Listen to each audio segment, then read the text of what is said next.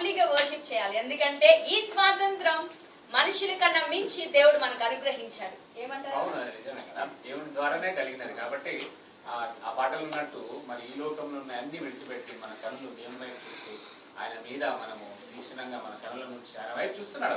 okay children, మరి ఇదే church నుంచి వచ్చినటువంటి చిన్న చిన్న పిల్లలు డిఫరెంట్ కాస్ట్యూమ్స్ తో చక్కగా రెడీ అయ్యి ఇంకొక